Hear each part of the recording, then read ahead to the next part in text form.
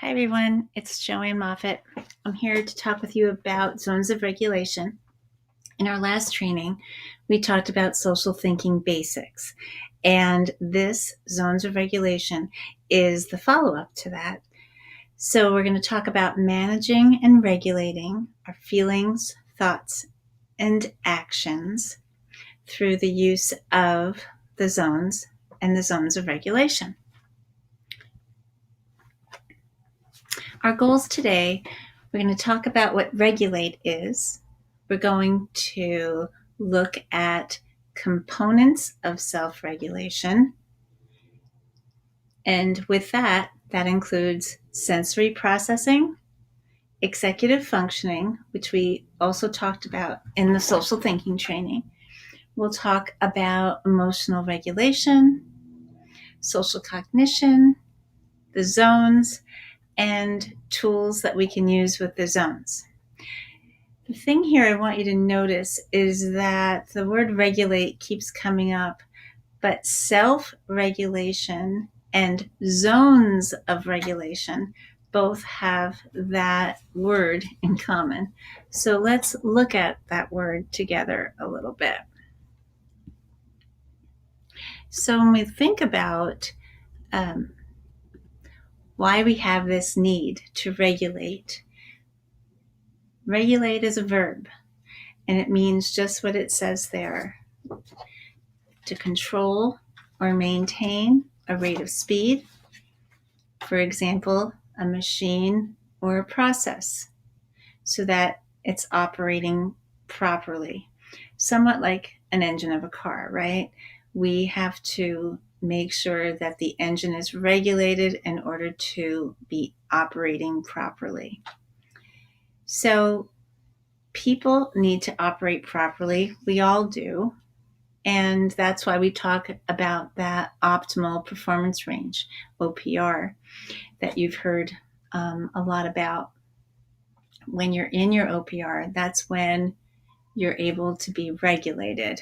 You're able to think clearly, make good decisions, interact, feel balanced. Regulate looks and sounds like a facial expression and voice and actions that match the situation that you're in. So regulating, when we are regulated, we're going to talk about how that's the green zone, when we are matching where we're supposed to be. If you are in a situation where there's learning going on, you're regulated, you're looking like you're engaged and your voice is calm.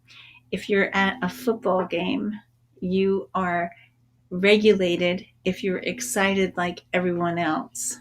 Okay, so you can be excited and have higher energy and still be regulated if it's matching the situation. That's really the key here. It's got to match the situation. Now, dysregulated, on the other hand, facial expressions, voice level, your actions aren't matching the situation. You could be either having an over or under reaction. Okay, so dysregulated in a classroom can be not being able to sit down, being very silly, which is what we refer to as the yellow zone, or being so disengaged, low energy, which is the blue zone. Dysregulated is something just like regulated that we can work towards getting into that right space. Regulated, you've got to maintain it. Dysregulated, you've got to work towards getting there. So they really work together. Now, self-regulated is that self-regulation piece is really when your level of alertness, along with matching your thoughts, feelings, and actions to the setting. So your level of alertness is your energy, right? That's your energy. And often our energy is impacted by what we're thinking about, then what we're feeling, and how we act. So if you are alert and feeling good, and you are taking in information and you're having good thoughts, comfortable thoughts, and then your feelings are making you, feel comfortable, feel good, and your actions will match the setting. And you'll look like those kids there, like you're in your green zone.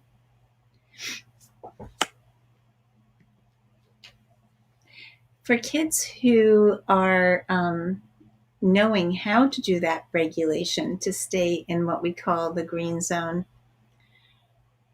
what we've seen is that regulation is the biggest thing that enables kids to be engaged and has the most impact on their learning.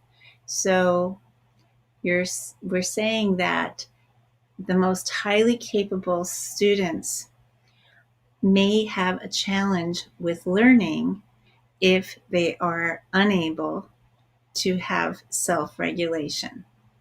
Okay, so your IQ is extremely important. The kid's IQ, very important, but the most positive impact on their ability to continue to learn is really that self-regulation piece.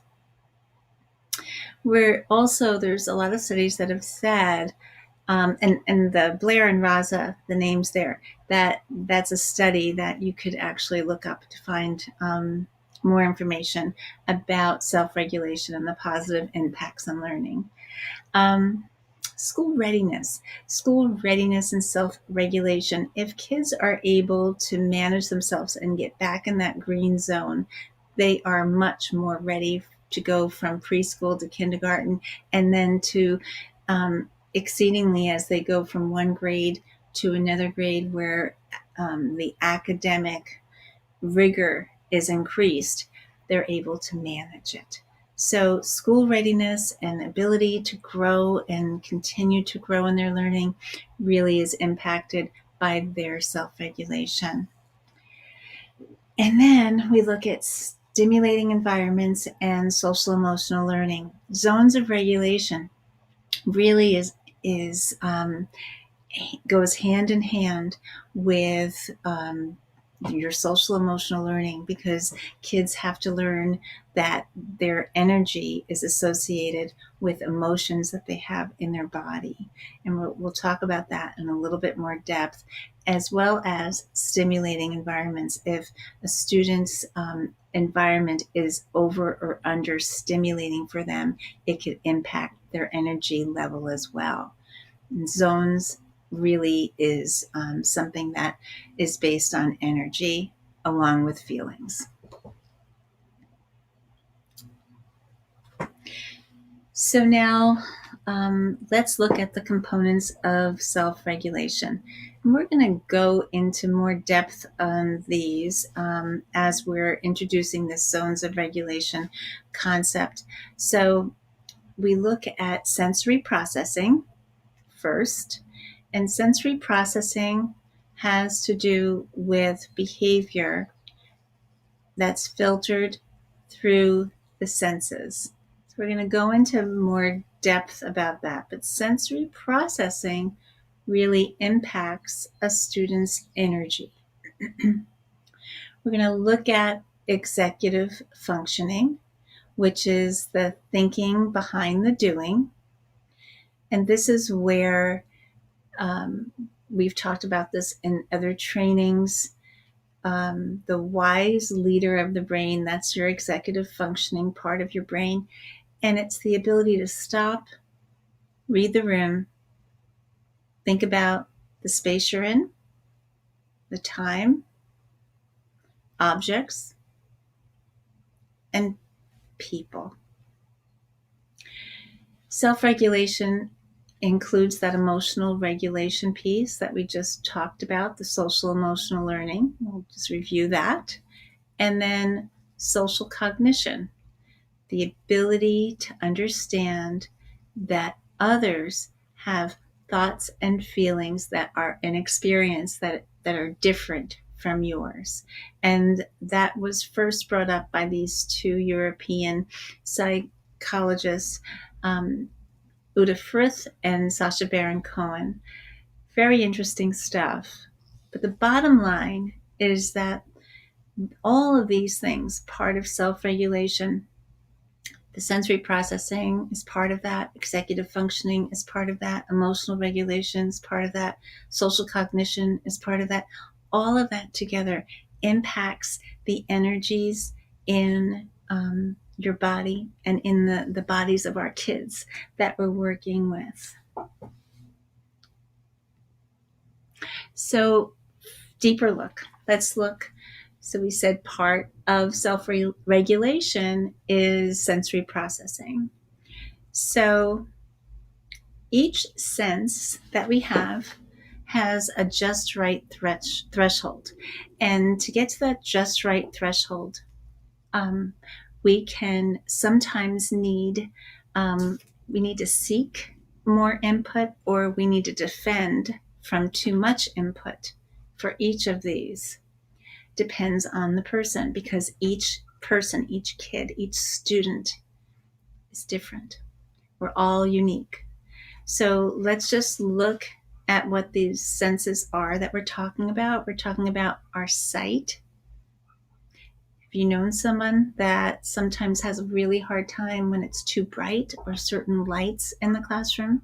That's why teachers have started in some of our classrooms putting covers over some of their light fixtures. And it's kind of created more of a soothing atmosphere, because those kids may be needing some defensive. That's too much going into their senses, those bright fluorescent lights.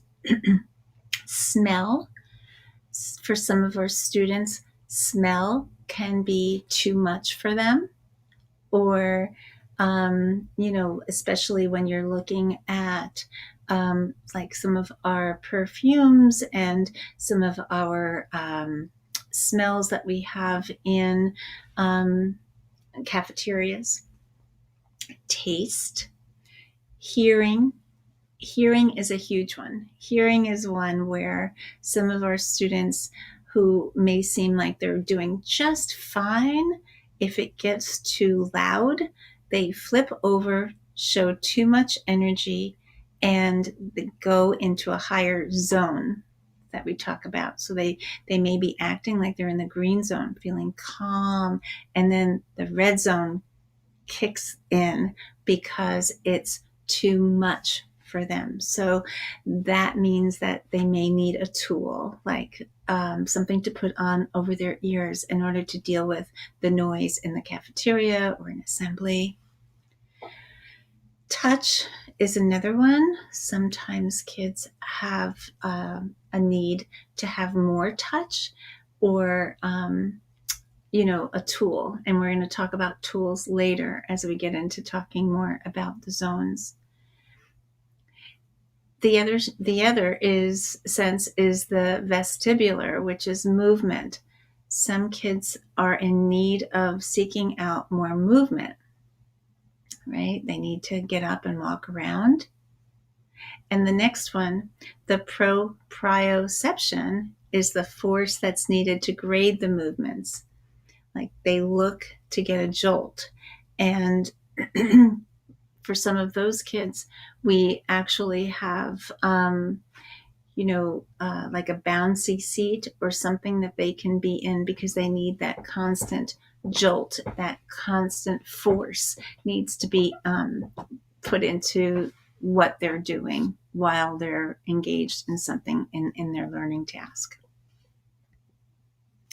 So sensory processing in the classroom, I really like this slide because you can see, right? I'm going to use my little thing here if it works. Here it is. So you can see who is needing more energy. Like These are seeking, right? These are sensory seeking. He's seeking some more light for his senses. Movement. Vestibular. What's this one? She is sleeping while everybody else is busy and talking. So this is too stimulating for her. Okay. And then we have in this setting over here, we have these guys are paying attention. So this is just the right. This guy's leaving early. This could be too much for him, too much activity. This one's checking email. This one's on Twitter. These two that you can't see so well are on Facebook, so they're seeking more input. So we just talked about with self-regulation, the sensory processing, and now we're going to talk about executive functioning as part of your understanding of self-regulation. Now, getting back to this, as we look at the zones, we're going to think about our zones as when we are in the green zone, we're calm, right? So when we're teaching kids about executive functioning and understanding, we're going to teach them about their brains. And so we're going to look at our brain as the midbrain with the fist and the thumb. And this is where emotions, memories are stored. Okay. The downstairs brain down here is the automatic reactions. That's like the pain from a stove, or when you are feeling you need protection, it's an unsafe situation, and your amygdala kicks in and says, I will protect you. And that's where your fight, flight, and freeze come from. Your upstairs brain, that's your PFC, your prefrontal cortex, and that's your logical thinking brain, where you can have empathy and also do some problem solving. So flipping your lid is when your upstairs brain and your downstairs brain, well, they're not communicating, okay? So better visual image of this is the idea that we're going to work with our students in teaching them that all emotions are okay and they can all be managed, that we're going to get big emotions. Sometimes we're going to go into the yellow zone and the red zone. We're going to talk about that more. But in order to make the good choices and still have those big emotions, you can do just what it says here. When you feel yourself starting to flip your lid, make a brain model. This is the size of your brain. With your hand, your thumb, and this is a model, and it's not an angry fist. That's what you would say to the kids, okay? And so what you're going to talk about is you're going to put your fingers straight up when you're upset, and then slowly, slowly bring them down so that they're hugging your thumb. And that's your reminder that you can use your upstairs brain while you breathe in to get in sync with your downstairs brain. You can do this in a breathing exercise.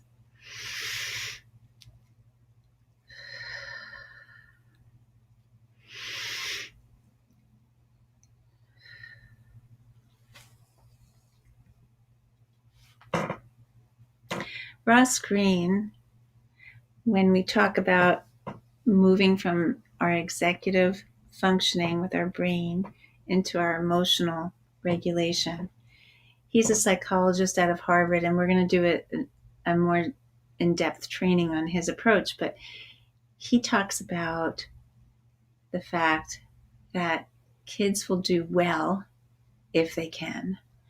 And he reminds us that the unexpected behaviors take place, and we see that dysregulation because kids, our students, are either lagging in skill, like they don't have the skill to do what's expected of them, and they can't solve it. They can't solve the problem. So our goal is to help teach them to regulate. And his approach is the collaborative, proactive solutions model, where you invite the student to problem solve with you by first noticing what you see on their face, kind of like when we talked about with the social thinking and having that mirror present, noticing what you see, and then empathizing once you say, oh, I noticed that you're looking really mad right now. And then the student says, well, that teacher is so unfair and mean. And you can then just listen and then empathize. Oh, it's hard. It's hard when you're feeling mad. And it's hard when the teacher does something and you feel like they're mean and it's not fair. That's really a hard feeling to have when something's not fair. So you're empathizing. Let me be clear here that you're not siding with the student and saying, you're right, that teacher's mean. You want to make sure you're empathizing, and then you'd name the zone that the student is in. So it's looking like, you're in that yellow zone right now, and I wonder, and then you invite them to problem solve with you. And I wonder if together you can work with me on coming up with some ideas on how we can get back into the green zone and help fix this problem. So the zones can be used in conjunction with teaching kids how to regulate their emotions. So we've talked about with self-regulation. First, we talked about sensory processing, executive functioning, emotional regulation, and now we're going to get into social cognition. And so the social cognition, this is all part of the self-regulation. It's part of that ability to think about others, that others have thoughts about us. But the metacognition is something that has to be taught as well, which is thinking about your thinking. So you're going to get students to think about their thinking and how they are responding to a situation. So what are they thinking about this? So let's first look at that. So you have to teach students to be aware of their own thinking and their own learning. So they become what we call mindful, right? Mindful is thinking about yourself. Mindful is thinking about others. So you're teaching students about metacognition. You're teaching them to think about what you're thinking. What am I thinking here? And then you're going to be talking about self-talk. So you're going to be, as you're teaching about thinking about your thinking, you're going to think, okay, so when I have thoughts in my head, they're in my head, and I can have those thoughts in my head, and I can say thoughts to myself. I can use self-talk. And then that self-talk can be a strategy when you're with other people. So self-regulation and understanding that we get thoughts in our head, and yes, we have to think about what others are thinking, but we also have to think about what we're thinking. So we need to use some self-talk, like, I can handle this. This teacher is making me mad, but I can handle this. Or it isn't fair the way they're playing at recess, but I can handle it. So the social cognition is that internalized ability to self-monitor in social situations. And some of our kids, they do it pretty well. They're able to self-monitor in social situations, but then we have others who are flipping their lids, not self-regulating, are jumping into a higher energy zone than they should be in. And so we need to work with zones of regulation on teaching them strategies to get into that green zone. So what are these zones already? Get into it. So I have a little bit of a board behind me that has some of the zones. Well, they have the 4 zones, but this is a picture that you can see, and I've got it as a handout here as well. So if anybody would like copies of this, just let us know. This is something that we can get more copies made. It's a great tool to use with kids because it's really working on identifying in each one of these as we talk that there are feelings that are associated with different colors. And these are also energy levels. So when we look at the zones of regulation, we're looking here at what these energy level feelings are. And then how are we going to get to the green zone? So what tools are we going to use to get here where we need to be? So as you saw, there are 4 colors. In this curriculum, the students learn that when they are possessing these different energies in their bodies, they're in different zones. And I've done this with kids as young as 4, all through elementary school. And you can do this with kids in middle school and high school as well. I've encouraged families to use this as a tool at home. So we'll talk more about that with families in a minute. But first, students are learning that all feelings are connected to these energies. And that when you are in that blue zone, it's lower energy. And you have feelings like tired, sad. Other feelings here could be sick, hurt, bored, exhausted. Those are low energies. And the green zone is that just right energy. So in here, that is like calm, happy, but not exuberant, just feeling good. And with the green zone, that is when students are ready to learn. They're in a spot where they're just feeling like they are focused and they're able to do what they need to do. And then do that. And then we have the yellow zone. And the yellow zone is when you have a little bit too much energy. And so this is curious because when you have too much energy in your body, you can be either silly, right? But you could also be frustrated. So it depends on the context of the situation, right? So in this one, when the symbol on the zones of regulation, the symbol, because there's 4 different shapes. I always say to kids, what do you notice? And they notice the shapes as well as the colors. So on this one, it's actually a yield sign.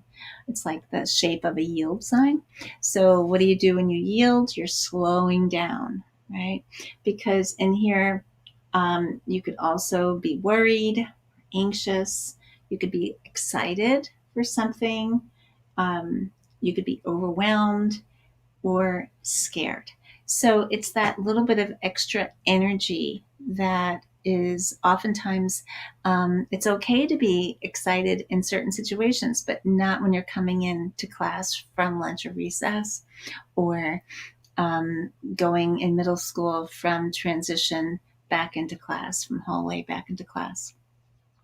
The red energy, that one is shaped like an octagon or a stop sign. And so that one is the extreme energy, feelings like angry or out of control. And in that one, it could also be aggressive, terrified, yelling. So typically that is when we have students, when they're in the red zone, it really isn't, it's really when you just need to stop. And that's when we have to introduce some tools, especially around taking a break. So we're teaching feelings that go and connect with each zone. So what you see here is what's behind me on the wall. So when kids are in the blue zone, these are some of the feelings you may have. And kids may need a rest area because there is a low amount of alertness, right? So if there's a low amount of alertness or state of alertness, they may need to take a break with a cushy chair. They may need, if they're hungry, they may need to go get some food, some protein. If they are didn't sleep the night before, they may need to go rest in the health room. When they're in the green zone, that is the just right level of alertness where they're engaged and they're able to think clearly. Their upper brain, remember with self-regulation, is they're doing good. So their upper brain is in charge and it's connecting well with the lower brain. They haven't flipped their lid. The yellow zone here, you see those feelings. Remember, they're higher energy feelings. Excited is very different than worried, but they still have a lot of energy in our bodies. So that is the caution, slow down, be aware of what's happening. I'm in the yellow zone. Maybe the student needs a movement break. We're going to talk about different tools that we can use to get back in the green zone. And then the red zone, of course, is that excessive energy where their students are needing to take a break because they're extremely hyped up with their alertness. And so they're in that very dysregulated space. So for all of our zones, we are needing to be aware of breathing and the power of breath. So this is just a simple example of balloon breathing. Placing your hands on your belly, breathe in slowly through your nose to fill your lungs all the way to the top. As you feel your belly, abdomen, and chest expanding like a big balloon, then you exhale fully, open your mouth, and slowly blow all of the air back out.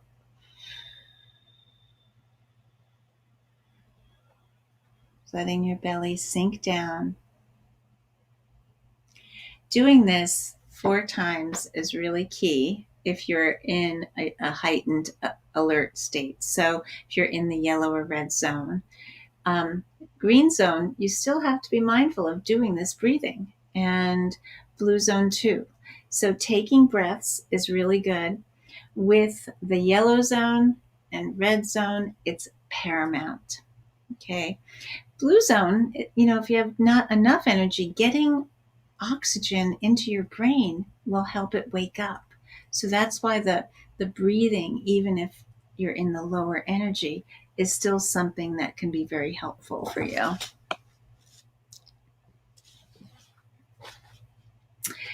So this is another tool that can be used for all of the zones. And this is something, it's the 6-sided breathing. So especially if you're in a situation where you're working with a student and they refuse to take their deep breaths by putting their hand on their stomach, this is a kind of cool one for the older kids, because you can say, hey, let's just draw this. Can you draw this stop sign? Can you draw an octagon? And then they can breathe in, hold, breathe out. Breathe in, hold, breathe out, and then starts all over again. Okay? It's all different breathing exercises that you can do. Specific tools for the blue zone. Here we go, right here. Getting yourself or the students need to get into the green zone, right? So for blue zone, remember that's lower energy. So what are some tools that we can use to get kids into the green zone? First one that's written here, of course, I put breathe down to get oxygen flowing into your brain and parts of your body. But we also have stretching. Like movement is often great for our kids who have lower energy. So, doing lots of different kinds of stretches. Do you remember with self-regulation when we were talking about the senses? And sometimes that vestibular movement is so key. So just getting up and stretching, doing some stretching together. It can just be simple stretching. It can be cross-distal stretching where you're tapping, for example, one arm with the other hand, the other arm with your opposite hand, like opposite bodies, stretching, taking your right hand, touching your left toe, your left hand touching your right toe. Just movement that's cross-distal is really great for getting your students from that blue zone to the green zone. That's often why a lot of teachers will do some of these mindfulness activities in the morning to get their kids to wake up and to wake up their brains. The other thing is brain gym, and that's something when we do mindfulness, I'll be talking more about that. Any kind of movement for kids in the blue zone may be good. And so the stretching is good, but it can also be that a student needs movement to, do some, what we call, like a heavy work activity where they're moving books from one side of the room to the other, or they're just moving their bodies. They're moving and they're going to a different part of doing an errand to a different part of the building. Another blue zone tool. Now this is, again, remember that energy level's low, and maybe it's low because a student hasn't had enough sleep. So sometimes a student does need rest. In other trainings, we've talked about Maslow's hierarchy of needs and how that basic need is the first level, and you can't, you can't be in that green zone ready to learn and alert. Your level of alertness is lower if your basic need of rest and having enough food to eat hasn't been met. So you may need to get a drink of water to get hydrated, or you may need to have more rest, or you may need something healthy to eat.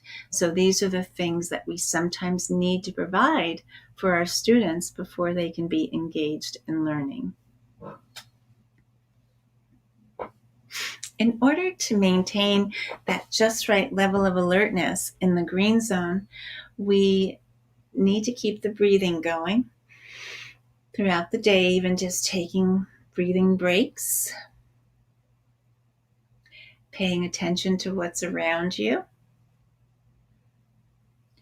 breathing in, breathing out, staying hydrated. Having water accessible for kids throughout the day is very important to stay in that just right green zone, that just right level of alertness. So to stay here, to stay in that green zone, you need to be able to have water around. Basic needs have got to be met. So they need to have a healthy lunch, for example. That's really important. A lot of times kids who don't eat will just crash right after lunchtime. You need to be able to provide opportunities for kids to problem solve. So that's where, with Green Zone, life still happens. They don't just walk around, I'm in the green zone, I'm feeling great, I can think good. The kids can always flip their lids. So you need to be alert and mindful and thinking about your kids that you're working with and provide opportunities for them to be problem solving and being aware of their emotions. So that mindfulness and taking care of basic needs, that's something that you can talk with your kids about and teach them about mindfulness, paying attention to themselves and paying attention to others. Tools for the yellow zone. Remember, this is to get from that a little too much energy space back into the just right space. So what are we going to use? First, breathe. And the six-sided breathing is something that you can keep on a clipboard, or you can just write with students if you need to. Remember, you are in charge of providing them with the tools, because they're not going to say, oh, I need to do six-sided breathing right now. So you do that. Having a bumpy seat sometimes helps. So remember the need for that extra movement to get a jolt. Sometimes that bumpy seat will help, and it's like a seat that's inflated. If you're a custodian watching this, you've inflated these things. They often get deflated from all the bumpiness that happens. I don't have this here, but some teachers have kids sitting on balls for movement instead of a chair. And that sometimes helps. Another tool for the yellow zone to have extra, remember, sometimes we need to add something into our senses in order to get into a place where you're regulated. So having a little Velcro under the desk sometimes helps. The Velcro is two-sided, and the rough side can be, there's a sticky part that goes on the desk, and then you can put your hands can rub back and forth on that if the touch is what you need. If you need more input in order to get yourself able to be alert and in the green zone, or the student needs to be alert and in the green zone. If a student is being really silly, coming in from recess, having a hard time settling, getting into the green zone, doing things that can increase their alertness back to where they need to be, things like chair push-ups, where you can put your hands on your seat of your chair, push up and hold for a count of 10, and then let go. And do that 5 times. The wall push-ups are something that help too. I'm not going to demonstrate that right now. It's where you go against a wall and you can push in with your legs outstretched, hold, and then release. You could do that 5 times. Sometimes anxiety looks like too much energy, and that is where, again, dysregulated, you start to be dysregulated. Your upper brain is not communicating with your lower brain. So taking a walk for some of our kids that have some anxiety and doing the breathing and using that self-talk we talked about before, and getting our kids to be thinking about how they can visualize themselves in a classroom. They can become part of the group. So, but taking a walk can be very helpful. And then for the kids that have too much energy, they're starting to get frustrated, and they are maybe needing just a little break. Going into a take a break area could help, or a calm zone, or doing some heavy work. Sometimes, that's where you do that. Take these books down to the teacher in room B5. And obviously, it's not that they need the books, it's that the student needs the movement. So giving kids opportunities to get their alert level to match their learning environment. Get that alert level, because they're too high, back into the green zone of just right alertness. So tools for the red zone. Remember that red zone is when we have too much energy, and that is excessive energy. So first thing you do, breathe. And this is where the student really does need to take a break. So taking a break in a take a break area that's been established is great. Sometimes as students get older, they don't want to go into a take a break area. So if there's just a comfy area in the room the student can be in, or maybe they just need to go to another room that is less stimulating. Sometimes a change of the change in setting can help them bring their energy down and increase their level of alertness. Some teachers have buddy rooms that they use for that purpose. Red zone tools, again, we're talking about level of alertness, and we sometimes need to push in. Remember when we were talking about sensory processing? So we have to give our senses more to get them to respond. So we may have to do something like play with clay, like just get that clay working, or the kinetic sand. That's really good. And having those things available for you is great. The clay is really kind of cool for any grade level, because, kids like the feel of the clay and it doesn't dry out. The sand really works best if you have a box that's got a seal on top, so it doesn't go all over the place. And if you're a bus driver, for example, you're not going to want, the sand on your bus. And the clay is hard to monitor, because that also can make a mess. But something stretchy, like a stretch ball or a stress ball, that might help. Careful with the stress balls, though. I've made them with kids and they've used them so much that the flour that's inside the balloon will go all over the place, or the sand that's inside the balloon goes all over the place, salt. So you can fill these balloons up with different things to make, a ball. But even for our youngers that are in the situation of getting into that yellow and red zone, having something weighted that they can put on their lap is very helpful too. So, and sometimes that's something like you can get them from the school. They have these lap just cushions that can be placed. They're heavy. They're made with often with rice or flaxseed. Sometimes you might even have them in your home for your neck.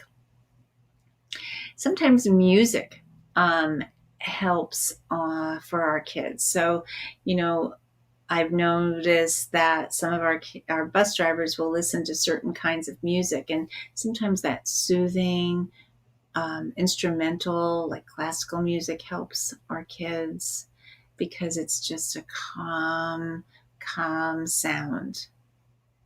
But remember, too loud could also offset some of our kids. But we're talking about those kids who are in the red zone, too much energy, and we want to bring them back down to the green zone.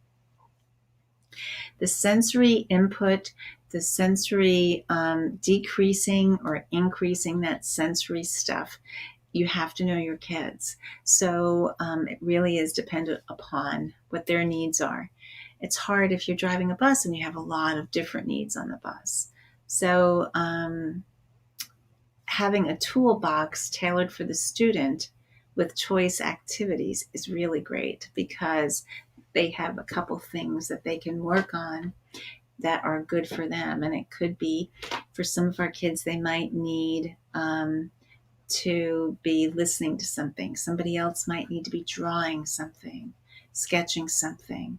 Somebody else may need to be just looking at pages that are calming to them, right? Some of our kids, depending on their age, it may even be looking at pictures of family. Sometimes that helps.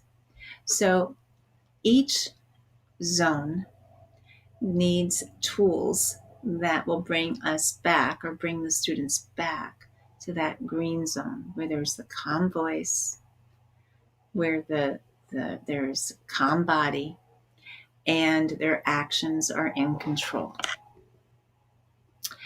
This is an example of a take a break box. And in here, you would see things like that's that weighted lap. And that also has a little lavender in it. So it has a slight smell to it, but it's for your lap. It's a heavy lap cushion. This is a bell that rings, a fidget spinner, Play-Doh. Let's see, underneath is a book, and then there's some color pencils, and over here there's a coloring mandala book. So, different take a break boxes would look differently. So with our zones of regulation, it's such a good tool to use to be talking with kids about what zone they're in. They relate to it. Instead of walking around saying, I'm really frustrated, they could say, I'm really getting in the red zone or I'm in the yellow zone. So they really start to understand these zones. And you could have the same language. And so you could be able to know if your student relates to the zones of regulation, know your student, know that for the tools, one size doesn't fit all. And you are masters of creativity. So you have to differentiate based on a student's needs and preferences. So knowing that, just work together with your other members of your team to see what they're using. And maybe you can piggyback for your setting on what would be best for kids that you're working with. Like I said before, knowing their preferences, knowing if they don't like a lot of sound or they relate really well to a certain kind of music, or if they are a kid who is really likes pictures of sports figures, maybe that just looking at those may calm them down. Remember, we don't have to be thinking of all the extreme behaviors with zones of regulation. All of our kids float in between these blue, green, yellow, and red zones. So knowing what their preferences are if they're starting to get out of the green zone into the yellow zone and then starting to talk to them about a sport that they're involved in, knowing their preferences, that may be what they need to bring them back to the green zone.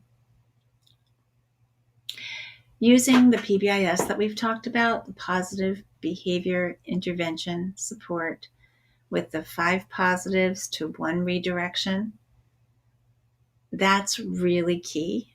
So that really helps a student stay in that green zone. And if they're starting to flip into the yellow zone, just acknowledging what you notice with what they're doing that's positive, that sometimes helps their metacognition, right? Their ability to regulate, their ability to think, oh, I am okay. I am in control. I can do this. And it's not a conscious process. I don't go around saying, oh, I am okay. But when you are acknowledging they're positive, right? Then they think, oh, that teacher, that bus driver, that the cafeteria person, they noticed me, and then that makes them feel good, helps them stay in the green zone. When you're teaching about tools on how kids can stay in the green zone or get in the green zone, you really, really, really want to teach those tools when they're in the green zone. You can't suddenly teach them tools when their alert level is too low or too high. You need to do it when they're just right in that alert state. You want to normalize the zones by using the zones language throughout the day. So if you're a paraprofessional and you're working with students, for you to use the zones words, I'm in the green zone right now, or I'm in the yellow zone because I'm feeling really frustrated, or I'm in the blue zone, I'm tired, I need to drink more water. That would be good for kids to hear, really good. Teaching problem solving is paramount no matter what you do. All of us are encountering kids and helping them problem solve. We can't fix it for them. We can't do it for them. We have to empower them, not enable them. And you're only going to empower them to get back in that green zone by teaching them problem solving. And finally, always acknowledge the effort they're making to get back in that green zone. They're trying. Remember what we said before about Ross Green? Kids do well if they can. So they're trying. Keep that in mind always. What we're going to be remembering for our kids is that zones don't control us. Zones don't control you. You control them. You have tools that you can use to get back to the green zone. And by working together with families, we can get our students where they need to be. So, the kids can be in the green zone. We, as educators, and when it says teacher, that's all staff that are involved as a team working with students. So it's everybody from the bus drivers, paraprofessionals, food service workers, grounds people, even the maintenance folks who come around. We're all part of that teaching, encountering kids. So between us and giving parents the tools that they need, where's my other hand, our kids are going to be able to do that green zone and manage their regulation and be engaged in learning. So for our paraprofessionals especially, there's resources for teaching kindergarten to 2nd grade. These are great books. Mo Williams' Knuffle Bunny and Knuffle Bunny Free, both of them are great. And When Sophie Gets Angry, Really, Really Angry is one of my very, very favorites, because really you could see the difference in the zones and teaching coping strategies for these. The Invisible Boy is another great one. When this boy, this is really all of Trudy Ludwig books are great.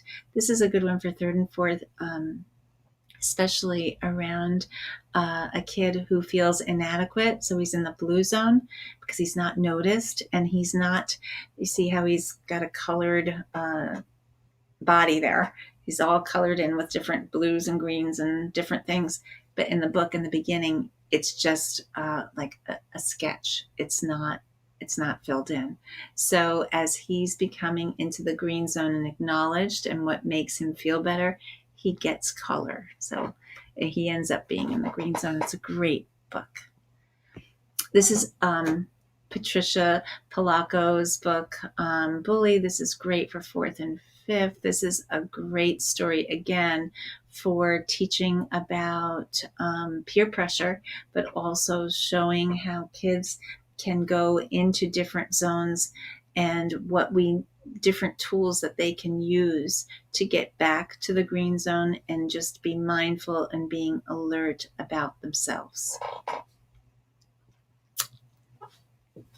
For secondary, this is Michelle Garcia Winner is one of the proponents of social thinking, the social thinking curriculum, one of the authors of that. And she has this middle and high school edition, Should I or Shouldn't I? It teaches social thinking, but it also teaches about the zones, and when you're not in the green zone, how you can not always make the right choice. And then social thinking at work, why should I care? Again, this is for high school age kids, and how if you're not in the green zone and you're not alert and aware of yourself and others, how it can really be, it could, not be a good experience for you. So, yeah, there's different resources out there. And if you want more information, I've put some up here, an introduction to the CERTS model, social communication, emotional regulation, transactional support. You could just Google CERTS and that would come up. Uniquely Human is a book written by Barry Prisant, which talks more about regulation and how that can, that's like the backbone of being alert. We have Ross Green, and we're going to do more work on him, Lives in the Balance, 5-point scale, and then the alert program, which is fabulous. It's something that's used by occupational therapists, which really works in tandem, your level of alertness with your zones. It's all about the energy and having that green zone, just right energy to learn. And then, of course, the zones of regulation curriculum. And that, my friends, is zones of regulation in a nutshell. I hope that you got something out of this today. And,